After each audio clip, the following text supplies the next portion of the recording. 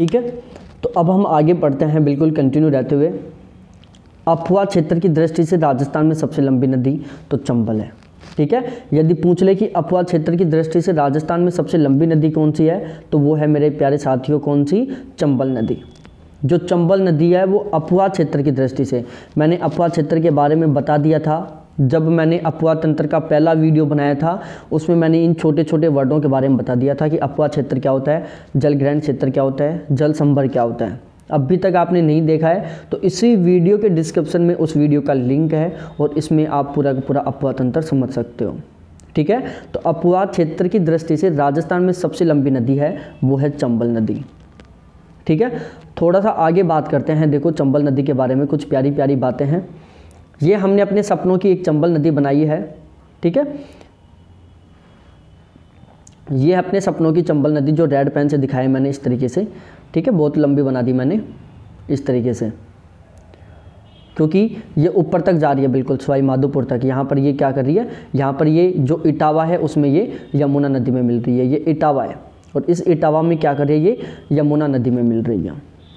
ठीक है, ये बाकी मैंने पढ़ा दी आपको। अब देखो ये चंबल नदी है, यहाँ से चल रही है ये, और यहाँ पर एक स्थान है विंध्याचल की पहाड़ियों में। विंध्याचल की पहाड़ियों में एक पहाड़ी है जिसका नाम है जाना पाओ की पहाड़ी। ठीक है, और इस जाना पाओ की पहाड़ी में भाई साहब एक स्थान है यहाँ पर, कहाँ पर है, यहाँ पर एक स्थान है। कौन सा, उस स्थान का नाम है महू स्थान। महू, कौन सा, महू। और इस महू से क्या होता है, ये चंबल नदी निकलती है। जैसे चंबल नदी निकलती है उसके थोड़ी सी आगे चल के और इसके ऊपर एक बांध बना दिया गया जिसका नाम है गांधी सागर बांध। ठीक है, और ये गांधी सागर बांध मध्य प्रदेश में ही है। तो जैसे ही चंबल नदी महू से निकलती है और थोड़ा आगे बढ़ती है और इसके ऊपर एक बांध बना दिया गया है जिसका नाम है गांधी सागर बांध, जो मध्य प्रदेश में। और ये बांध राजस्थान और मध्य प्रदेश दोनों ने मिलकर बनाया और इसमें दोनों का योगदान रहा 50-50% का। ठीक है, उसके थोड़ा सा आगे चली गांधी सागर से और यहाँ पर पहुँच गई राजस्थान की बाउंड्री पर। यहाँ पर है हमारा राजस्थान की बाउंड्री कि भाई यहाँ पर क्या है, राजस्थान है। यहाँ से राजस्थान स्टार्ट हो गया। और जो ये वाली जगह है, यहाँ पर कौन सा गांव है, एक 84गढ़ गांव है। कौन सा है, एक 84गढ़ जगह है। और इस 84गढ़ से ये जो चंबल नदी है वो राजस्थान में प्रवेश करती है। कहाँ से, 84गढ़ से। ठीक है, 84गढ़ में प्रवेश करती है। और जो 84गढ़ है वो कहाँ पर है, चित्तौड़गढ़ ज़िले में। कहाँ पर है, चित्तौड़गढ़ ज़िले में। थोड़ा सा मैं जूम करके दिखा देता हूँ, ये रहा। ठीक है, तो यहाँ पर क्या है, एक गांव है 84गढ़, और इस 84गढ़ जो कि चित्तौड़गढ़ में है, इस 84गढ़ से जो चंबल नदी है वो राजस्थान में प्रवेश करती है। तो ध्यान दें, यहाँ पर चंबल च से स्टार्ट हो रहा है, 84गढ़ च से स्टार्ट हो रहा है, चित्तौड़गढ़ च से स्टार्ट हो रहा है। तो यहाँ पर तीनों च हैं। ठीक है, क्योंकि हम एक जगह कंफ्यूज होते हैं तो उसका मैंने ये सॉल्यूशन कर दिया कि भाई च चंबल, च 84गढ़, च चित्तौड़गढ़ एक। ठीक है, अब इस 84गढ़ से थोड़ा सा आगे, किससे, इस 84गढ़ से थोड़ा सा आगे या फिर राजस्थान में एंट्री करने के बाद ये कुछ किलोमीटर चलती है और इसके ऊपर फिर एक नया बांध बना दिया गया जिसका नाम है राणा प्रताप सागर। ठीक है, और ये राणा प्रताप सागर कहाँ पर है भाई साहब, चित्तौड़गढ़ में ही। ठीक है, तो गांधी सागर महू से निकलती है, महू से निकलते थोड़ा आगे चलती है और इसके ऊपर गांधी सागर बांध है जो मध्य प्रदेश में। थोड़ा सा आगे और चलती है और 84गढ़ जो चित्तौड़गढ़ में है वहाँ से ये राजस्थान में प्रवेश करती है। थोड़ा सा आगे चलती है प्रवेश करने के बाद और इस पर एक बांध बना दिया गया जिसका नाम था राणा प्रताप सागर बांध, जो कहाँ पर है, चित्तौड़गढ़ में। फिर थोड़ा आगे चलती है और पहुँचती है आगे, और फिर कोटा में, जैसे कोटा में घुसती है, घुसते फिर इसके ऊपर एक बांध बना दिया गया जिसका नाम है जवाहर सागर बांध। तो कोटा में फिर इसके ऊपर एक बांध बना दिया गया। फिर इसके बाद थोड़ा आगे चलती है और फिर एक बांध बना दिया गया जिसका नाम है कोटा बैराज बांध। ठीक है, तो राणा प्रताप सागर बांध जो चित्तौड़गढ़ में है, उसके बाद कोटा में इस चंबल नदी के ऊपर दो बांध बनाए गए। एक का नाम है जवाहर सागर बांध, दूसरे का नाम है कोटा बैराज। ठीक है। तो ओवरऑल बात की जाए तो भाई साहब इस चंबल नदी के ऊपर टोटल 4 बांध है, जिसमें से गांधी सागर मध्य प्रदेश में, बाकी के ये जो 3 है राणा प्रताप सागर चित्तौड़गढ़ में, जवाहर सागर, कोटा बैराज ये कोटा में, ठीक है। अब थोड़ा आगे चलते हैं हम। देखो सहायक नदियों की बात की जाए तो कोटा में, चित्तौड़गढ़ में चित्तौड़गढ़ में एक गांव है भैंसरोडगढ़। कौन सा है? भैंसरोडगढ़। चित्तौड़गढ़ में एक गांव है भैंसरोडगढ़, और भैंसरोडगढ़ में बामिनी नदी आकर इसमें मिलती है, ठीक है। एक बामिनी नदी है जो चित्तौड़गढ़ के भैंसरोडगढ़ में आकर चंबल नदी से मिलती है, ठीक है। ये चंबल नदी बह रही है, यहाँ पर हमारा क्या है? भैंसरोडगढ़ है, ठीक है। और इस भैंसरोडगढ़ पर इस तरीके से बामनी नदी आकर मिलती है, ठीक है। तो ये वाला जो स्थान है वो कौन सा है? भैंसरोडगढ़ है, जो चित्तौड़गढ़ में, जहाँ पर बामिनी नदी चंबल नदी में मिलती है। फिर भाई थोड़ा आगे चलते हैं हम। फिर हमारी ये चंबल नदी चल रही है, आगे की ओर बढ़ती जा रही है ये, ठीक है। अब क्या हुआ, एक साइड से तो बनास नदी आई, एक साइड से सिप नदी आई, ठीक है। एक साइड से तो बनास नदी आई, एक साइड से सिप नदी आई, और ये चंबल नदी बह रही थी। तो जिस स्थान पर सिप और बनास नदी दोनों आकर चंबल में मिलती हैं, यहाँ पर आके इस स्थान पर आकर क्या होता है, बनास और सिप ये दोनों नदियाँ चंबल में मिल जाती हैं। और ये जगह कौन सी है? सवाई माधोपुर का रामेश्वर धाम है, जिसको त्रिवेणी संगम भी बोलते हैं। त्रिवेणी संगम क्यों बोलते हैं? क्योंकि यहाँ पर 3 नदियाँ मिल रही हैं, एक बनास नदी मिल रही है, एक सिप नदी मिल रही है, और चंबल नदी। 3 नदियों का संगम है, ये रहा 3 नदियों का संगम, जो रामेश्वर धाम सवाई माधोपुर में है, जिसको त्रिवेणी संगम भी बोलते हैं। तो क्वेश्चन ऐसे भी पूछ सकता है कि सवाई माधोपुर के रामेश्वर धाम त्रिवेणी संगम में कौन कौन सी नदियाँ मिलती हैं? तो वहाँ पर बनास, सिप और चंबल ये तीनों नदियाँ मिलती हैं, ठीक है। अब भाई थोड़ा आगे चले, हुआ ये, फिर हमारी चंबल नदी चल रही है आगे, ये हमारी चंबल नदी चल रही है, ठीक है। यहाँ से एक काली सिंध नदी है, यहाँ से चालू हुई काली सिंध नदी। कहाँ से उद्गम हो रहा है काली सिंध का, मैं आगे जब काली सिंध नदी पढ़ाऊँगा तो उसमें बता दूंगा मैं। यहाँ से क्या हुआ, काली सिंध नदी चली, ठीक है। यहाँ से काली सिंध नदी चली, और ये जाकर नोनेरो में, कोटा का नोनेरो नामक स्थान है, वहाँ पर चंबल नदी में मिल जाती है। कहाँ पर? कोटा के नोनेरो में चंबल नदी में मिल जाती है। तो काली सिंध चंबल नदी में कहाँ पर मिल रही है? कोटा के नोनेरो में। और इस नोनेरो के आसपास ही मेज नदी जाकर चंबल में मिलती है। कहाँ पर? नोनेरो के आसपास मेज नदी जाकर चंबल में मिलती है। लेकिन ये त्रिवेणी संगम का स्थान की स्थिति नहीं बनाते हैं, ये आगे पीछे मिलती हैं, ठीक है। मेज नदी और काली सिंध नदी ये दोनों चंबल के साथ आगे पीछे मिलती हैं, एक जगह नहीं मिलती, ठीक है। तो जो काली सिंध है वो चंबल में जाके मिलती है कोटा के नोनेरा में। उसके बाद भाई साहब एक नदी चलती है पार्वती, और पार्वती नदी जाकर सवाई माधोपुर में एक पाली नामक स्थान है, उस स्थान से चंबल नदी में मिल जाती है, ठीक है। सवाई माधोपुर में एक पाली नामक स्थान है जहाँ पर पार्वती नदी चंबल नदी में मिलती है। कोटा में एक नोनेरा स्थान है जहाँ पर काली सिंध नदी चंबल नदी में मिलती है, और मेज नदी चंबल में मिलती है कोटा में। कहाँ पर? कोटा में, ये ध्यान में रखना, कोटा में। ऐसे ही पूछेगा क्योंकि बिल्कुल छोटी नदी है ये, इसमें बिल्कुल ज़्यादा डीपली नहीं पूछेगा वो। तो जो मेज नदी है वो चंबल नदी में कहाँ पर मिलती है? कोटा में मिलती है, नोनेरा के आसपास, ठीक है। उसके बाद हम आगे बढ़ते हैं, चंबल नदी की सहायक नदियों की बात कर लेते हैं कि भाई चंबल की कौन कौन सी सहायक नदियाँ हैं।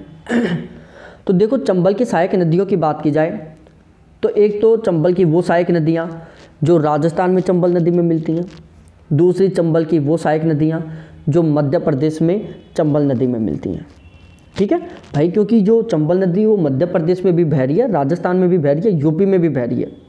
तो हम पहले बात करते हैं कि राजस्थान में चंबल नदी में मिलने वाली नदियाँ। ठीक है, कि कौन कौन सी नदियाँ हैं जो राजस्थान में चंबल नदी में मिलती हैं। एक है आलनिया, एक है परवन, एक है बनास, एक है काली सिंध, एक है पार्वती, एक है बामनी, एक है कुराल, मेज, सिप, छोटी काली सिंध। ये नदियाँ राजस्थान की हैं जो चंबल नदी में मिलती हैं, या ये वो नदियाँ हैं जो राजस्थान में आकर चंबल नदी में मिलती हैं। ठीक है, ये जितनी भी नदियाँ हैं, आलनिया है, परवन है, बनास है, काली सिंध है, पार्वती, बामनी, कुराल, मेज, सिप और छोटी काली सिंध, ये समस्त नदियाँ राजस्थान में चंबल नदी में मिलती हैं, या राजस्थान की चंबल नदी की सहायक नदियाँ हैं ये। ठीक है, उसी के साथ यदि इन नदियों की बात की जाए, सिवान, रेतम और शिप्रा। सिवान, रेतम और शिप्रा, ये 3 नदियां हैं जो मध्य प्रदेश में चंबल नदी में मिलती हैं। ठीक है, सिवान, रेतम, शिप्रा, ये 3 नदियां मध्य प्रदेश में चंबल नदी से मिलती हैं। ठीक है, फिर थोड़ा आगे बात करते हैं। चंबल नदी है जो भाई साहब मध्य प्रदेश के निम्न जिलों से गुजरती है। चंबल नदी मध्य प्रदेश के कौन कौन से जिलों से गुजरती है, तो ये भी देख लो कि चंबल नदी मध्य प्रदेश के कौन कौन से जिलों से गुजरती है। चंबल नदी राजस्थान के कौन कौन से जिलों से गुजरती है, ये मैं पहले बता ही चुका कि चित्तौड़गढ़ से प्रवेश करके फिर कोटा, बूंदी, सवाई माधोपुर, धौलपुर, करौली होती हुई यूपी में चली जाती है। ये बात मैंने पहले बता दी बिल्कुल डायग्राम से। इसी तरीके से हमें ध्यान में रखना होगा कि चंबल नदी मध्य प्रदेश के कौन कौन से जिलों से गुजरती है। इंदौर, धार, उज्जैन, रतलाम, मंदसौर, नीमच, श्योपुर, मुरैना और भिंड, ये मध्य प्रदेश के ज़िले हैं। इंदौर, धार, उज्जैन, रतलाम, मंदसौर, नीमच, श्योपुर, मुरैना और भिंड, ये मध्य प्रदेश के ज़िले हैं जहाँ से चंबल नदी गुजरती है। ठीक है, तो चंबल नदी मध्य प्रदेश के इन जिलों से गुजरती है। ठीक है, अब उसी तरीके से यूपी की बात करें कि चंबल नदी यूपी के कौन कौन से ज़िलों से गुजरती है। तो भाई साहब जो चंबल नदी है यो यूपी के 2 ज़िलों से गुजरती है। एक का नाम आगरा है, दूसरा का नाम इटावा है, क्योंकि इटावा में तो जाकर ये यमुना में मिल ही जाती है और आगरा से और बहती है। ठीक है, तो चंबल नदी यूपी के 2 ज़िलों से बहती है, एक आगरा है, दूसरा इटावा है। ठीक है, आगे देखी जाए भाई साहब, अब चंबल की सहायक नदियों में एक तरीके से क्वेश्चन और पूछ लेता है कि कौन सी नदियाँ दाहिने किनारे पर मिलती हैं, कौन सी नदियाँ बाएं किनारे पर मिलती हैं। तो यहाँ पर हम ये भी पढ़ लेते हैं कि चंबल की सहायक नदियाँ जो दाहिनी तरफ से चंबल नदी में आके मिलती हैं, एक बाएं साइड होती है, एक दाईं साइड होती है। ये इसकी बाईं साइड होगी, ये इसकी दाईं साइड हो गई। ठीक है, तो यहाँ पर हम पहले उन समस्त नदियों की बात करेंगे जो चंबल की सहायक नदियाँ हैं जो दाहिनी साइड से आकर मिलती हैं, जैसे छिप्रा है, काली सिंध है, पार्वती है, कूनो है, कुंवारी है, पहुज है, सिंध है और नेवज है। ठीक है, छिप्रा, काली सिंध, पार्वती, कूनो, कुंवारी, पहुज, सिंध और नेवज। यहाँ पर मैंने बिल्कुल छोटी छोटी नदियों को भी शामिल कर दिया, जैसे पहुज है, कुंवारी है, सिंध है, नेवज है, ये बिल्कुल छोटी छोटी नदियाँ हैं। तो ये समस्त नदियाँ हैं जो चंबल नदी की दाहिनी तरफ की सहायक नदियाँ हैं। ठीक है, अब यदि हम बात करें बाईं तरफ से मिलने वाली नदियाँ कि भाई कौन कौन सी नदियाँ हैं जो चंबल नदी में बाईं साइड से आकर मिलती हैं, तो वो है बनास, बामनी, मेज और मांगली। बनास, बामनी, मेज और मांगली, ये 4 नदियां हैं जो चंबल की सहायक नदियां हैं जो बाईं साइड से आकर मिलती हैं। ठीक है, बनास, बामनी, मेज और मांगली 4 बाईं साइड से चंबल नदी में मिलने वाली नदियां हैं। उसके बाद हम बात करते हैं जलप्रपात। देखो, चंबल नदी पर एक जलप्रपात है जिसका नाम है चूलिया जलप्रपात, और ये चूलिया जलप्रपात है जो भैंसरोडगढ़ के निकट है। कहाँ पर? भैंसरोडगढ़ के निकट है, जहाँ पर बामनी नदी चंबल नदी में आकर मिलती है, और ये चित्तौड़गढ़ में। ठीक है, तो चूलिया जलप्रपात चंबल नदी पर है, भैंसरोडगढ़ चित्तौड़गढ़ में है। ये राजस्थान का सबसे ऊंचा जलप्रपात है जो 18 मीटर ऊंचा है, ठीक है। और इसी भैंसरोडगढ़ में चंबल और बामिनी नदियों का संगम है, ठीक है। ये जो भैंसरोडगढ़ है जहाँ पर चूलिया जलप्रपात है, यहीं पर चंबल और बामिनी नदियाँ आपस में मिलती हैं। अब आप सोच रहे होंगे कि सर जलप्रपात क्या होता है। देखो मैं बता देता हूँ जलप्रपात क्या होता है। जब नदी का जल ऊंचाई से नीचे की ओर गिरता है, जब नदी का जल ऊंचाई से नीचे की ओर गिरता है तो वहाँ पर क्या करता है, वो एक जलप्रपात का निर्माण करता है, ठीक है। क्या करता है, जलप्रपात का निर्माण करता है। जलप्रपात क्या होता है कि जब नदी का जल एक ऊंचाई से नीचे की ओर गिरता है, जैसे नदी का जल इस तरीके से आया और आकर ये नीचे गिर गया, तो ये क्या है, जलप्रपात है, ठीक है। अब आप सोच रहे होंगे कि जलप्रपात कैसे बनता होगा। सपोज डैट ये पर्वतीय क्षेत्र है या कोई भी ऊंचा धरातलीय क्षेत्र है, यहाँ से नदी बह रही है इस तरीके से। अब अचानक आकर क्या हो गया, कोई भी ये गहरे खड्डे में या कोई गहरे गार्ज में गिर रही है इस तरीके से, तो यहाँ पर क्या है, ये जलप्रपात की स्थिति है, ठीक है। ये जलप्रपात बना रही है यहाँ पर। तो ऐसे ही एक चूलिया जलप्रपात है जो 18 मीटर ऊंचा है। एक भीमताल जलप्रपात है, कहाँ पर है, भीमताल जलप्रपात। और ये भीमताल जलप्रपात कहाँ पर है, बूंदी में। कहाँ पर है, बूंदी में। चंबल नदी और मांगली नदी का संगम स्थल है। जो भीमताल जलप्रपात है वहाँ पर चंबल नदी और मांगली नदी का संगम स्थल है जो बूंदी में है। और यदि बात की जाए चूलिया जलप्रपात की तो वहाँ पर बामिनी नदी और चंबल नदी का संगम स्थल है जो भैंसरोडगढ़ चित्तौड़गढ़ में, भीमताल जलप्रपात बूंदी में है, ठीक है। और इस भीमताल जलप्रपात के पास में क्या होता है, चंबल नदी और मांगली नदी का संगम है। उसके बाद हम यदि बांधों की बात करें कि कौन सा बांध किस पर है, नदी पर है, उसकी क्या क्या विशेषताएं हैं, तो ये सारा हम बिल्कुल कल पढ़ेंगे। चलो मैं इसको भी कंप्लीट करवा देता हूँ ठीक है। देखो गांधी सागर बांध के बारे में बात की जाए, देखो मैंने पहले बता दिया होगा आपको कि चंबल नदी पर 4 जल अभी बांध है, अभी बताया था मैंने, गांधी सागर बांध, जवाहर सागर बांध, कोटा बैराज और एक कौन सा है, राणा प्रताप सागर बांध। तो सबसे पहले बात की जाए गांधी सागर बांध की, तो गांधी सागर बांध मध्य प्रदेश में मंदसौर नामक स्थान पर, कहाँ पर है, मंदसौर नामक स्थान पर। और ये चंबल नदी पर पहला बांध है, क्योंकि यहाँ से जैसे मऊ नामक स्थान से चंबल नदी निकली, थोड़ा सा आगे चलेगी तो यहाँ पर क्या बना दिया गया, एक बांध बना दिया गया, गांधी सागर बांध। तो ये क्या है, ये चंबल नदी पर पहला बांध है जिसका निर्माण करवाया गया 1956 में, ठीक है। और ये चंबल नदी का सबसे बड़ा बांध, जो चंबल नदी है उस पर बने चारों बांधों में से सबसे बड़ा बांध है गांधी सागर बांध, जिसकी लंबाई कितनी है, जिसकी लंबाई है 514 किलोमीटर और जिसकी ऊंचाई है 62 मीटर। जो गांधी सागर बांध है उसकी लंबाई 514 मीटर है, ऊंचाई 62 मीटर है। उसके बाद हम बात करें राणा प्रताप सागर बांध की, कि भाई ये राणा प्रताप सागर बांध, तो देखो राणा प्रताप सागर बांध की पहली बात, ये रावत भाटा चित्तौड़गढ़ में, राणा प्रताप सागर बांध रावत भाटा चित्तौड़गढ़ में, चंबल नदी पर दूसरा बांध है और राजस्थान में प्रवेश के बाद पहला बांध है, ठीक है। जैसे ही जो चंबल नदी है वो राजस्थान में प्रवेश करती है और उसके थोड़ा आगे चलने के तुरंत बाद चित्तौड़गढ़ में ही चंबल नदी पर एक बांध बना दिया जाता है जिसका नाम है राणा प्रताप सागर बांध। तो राणा प्रताप सागर बांध चंबल नदी पर बना दूसरा बांध है, ठीक है। और राजस्थान में प्रवेश करने के बाद चंबल नदी पर बना पहला बांध, ठीक है, जिसका निर्माण 1970 में किया गया था। कब, 1970 में। भराव क्षमता की दृष्टि से यह राजस्थान का सबसे बड़ा बांध है। और यदि भराव क्षमता की बात की जाए, भराव क्षमता का मतलब होता है इसमें भरे जाने वाले जल की कैपेसिटी। तो भाई साहब राजस्थान में जितने भी बांध हैं उन सभी बांधों में से सबसे ज़्यादा पानी इस बांध में भरा जा सकता है।